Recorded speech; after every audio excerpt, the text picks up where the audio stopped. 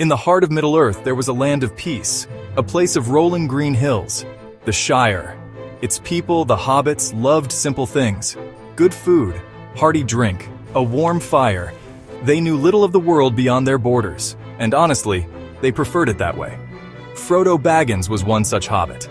He lived a quiet life, in a comfortable home under a hill, inherited from his adventurous uncle Bilbo. His days were filled with the familiar comforts of his homeland, a gentle rhythm of song and supper, of pipeweed and friendly conversation. He thought really that his greatest adventure would be a walk to the next village. He was wrong. A darkness was stirring. An ancient evil, long thought vanquished.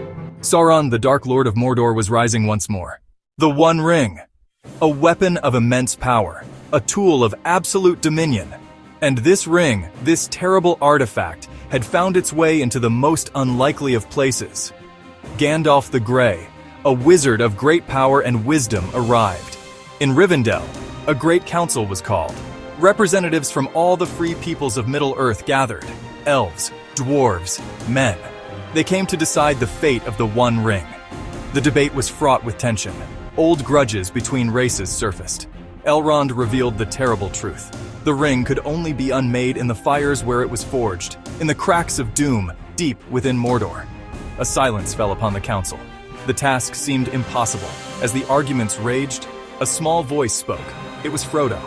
He would take it. He would take the ring to Mordor. The Fellowship of the Ring was formed.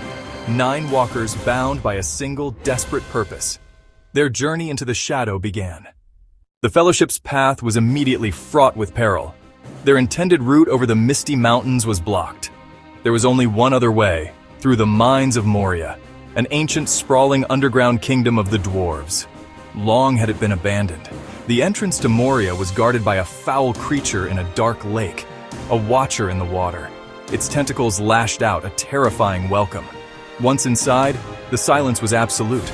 The air was cold and dead. They walked for days through endless tunnels and cavernous halls. They found the resting place of Balin.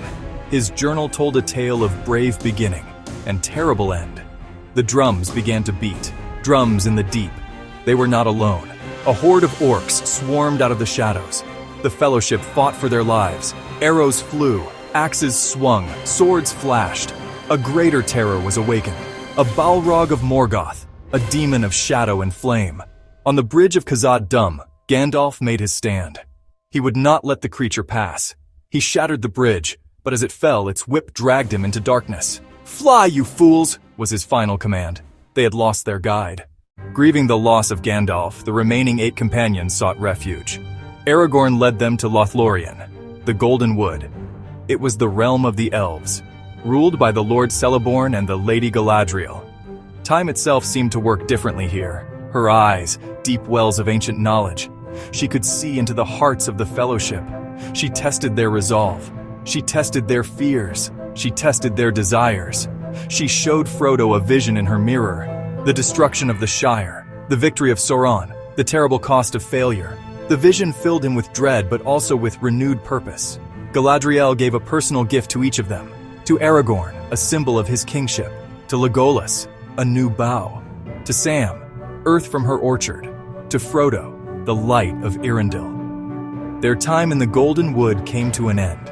They could not linger forever. They were given boats and set upon the great river Anduin. The river would carry them closer to the borders of Mordor. The hunt was on. The journey down the great river Anduin was perilous. The will of the ring grew stronger as they moved south. It began to weigh heavily on Boromir. He was a good man, a proud son of Gondor. The ring's whispers found fertile ground in his growing desperation. They came to the falls of Rauros, a great thundering cataract. Here, a decision had to be made. To the east lay Mordor. To the west lay Minas Tirith. The Fellowship was divided. Boromir confronted Frodo alone, demanding the ring for Gondor. Frodo used the ring to become invisible and escape. The Fellowship was under attack by Uruk-hai, sent by Saruman. A fierce battle erupted. Aragorn, Legolas, Gimli fought to hold back the tide. Boromir fought to protect Merry and Pippin. In a final act of courage, he redeemed himself. He fought like a lion but was overwhelmed. He fell, pierced by many arrows. With his last breath, he confessed his betrayal and acknowledged Aragorn as king.